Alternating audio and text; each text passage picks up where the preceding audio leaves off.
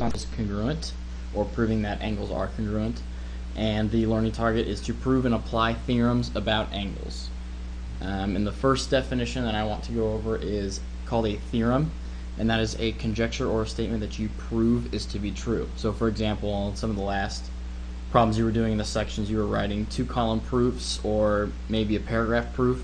Once you get to your conclusion or your final statement, that is your theorem that you have proved to be true. And then today we're going to be talking about 3 big angle theorems and then some other kind of smaller theorems that you can use to solve some of these problems. So the first one and the most important one is called the vertical angle theorem. And the vertical angle theorem tells us that any vertical angles are congruent. So if, let's say for example, we have 2 intersecting lines, and let's say each of them are 1, 2, 3, and 4 as labels. The vertical angles are 1 and 3 since they are vertical to each other, and then the other pair of vertical angles are 2 and 4 since they are, I guess, opposite of each other instead of vertical. But each of these angles are congruent. So whatever measure you have for angle 1, angle 3 is going to be the exact same thing.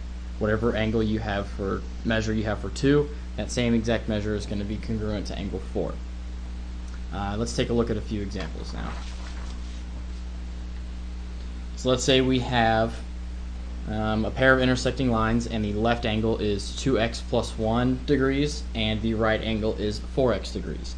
Now based on the vertical angle theorem, we can conclude that 2x plus 21 is congruent or equal to 4x. Now using algebra to get by itself, I'm going to subtract 4x on both sides, the left and the right, so I have negative 2x plus 21 equals 0. Then getting rid of the 21, I'm going to subtract it on both sides, so I have negative 2x equals negative 21. And then to get the x simply by itself, I divide by negative 2 on both sides, so we have x is equal to the fraction 21 over 2, or if you wanted to do that as a decimal, I think it's 10.5. Yeah.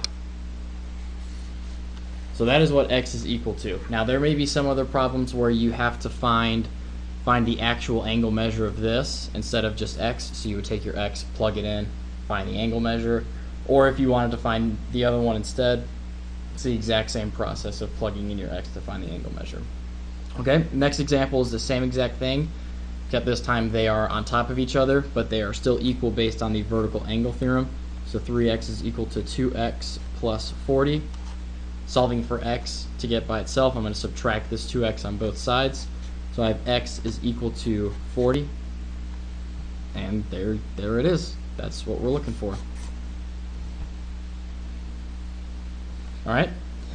And the next 2 angle theorems that I want to talk about are, this first one is congruent supplements theorem.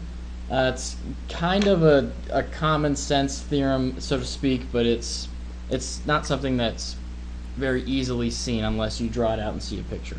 So the actual theorem states that if you have 2 angles that are supplements of each other or add up to 180 degrees, is the same thing as supplements, then the 2 angles are congruent. So let's say, for example, we have this angle 1 right here, and its supplement, angle 3, is some obtuse angle. If these 2 are supplements, then we have another angle 2 which is congruent to angle 1. 1 is a supplement of 3 and 2 is also a supplement of 3, so that means that 1 and 2 must be congruent. The same thing can be applied for congruent complements.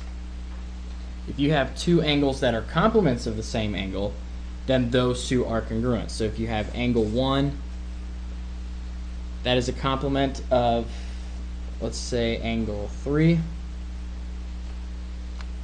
and you also have angle 2, that is a complement of angle 3, where they add up to 90 degrees. If 1 is a complement of 3 and 2 is a complement of 3, then that means that 1 is congruent to angle 2. Since the only way you can get a complement is by taking 90 minus this angle, you will be left with one number So whatever one number that is could be angle 1 or 2, but they are both have to be the same number. Okay, then the last two kind of statements, not really theorems. All right angles are congruent.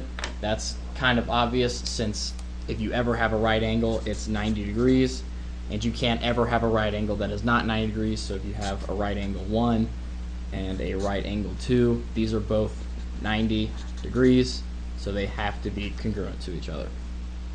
And the last one is if two angles are congruent and supplementary, then each angle is the right angle. So congruent is equal to each other, and supplementary again is add to 180.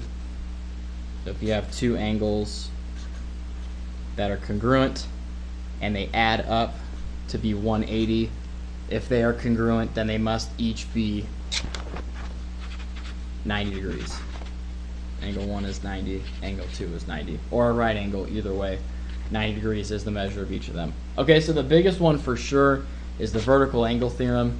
Then the congruent supplements and complements you can kind of work your way through without memorizing, but you definitely have to know that vertical angles are congruent to each other. You will not be using it as just this chapter. In fact, the rest of this course and the semester through the geometry book, you will be using the vertical angle theorem. Okay, thank you.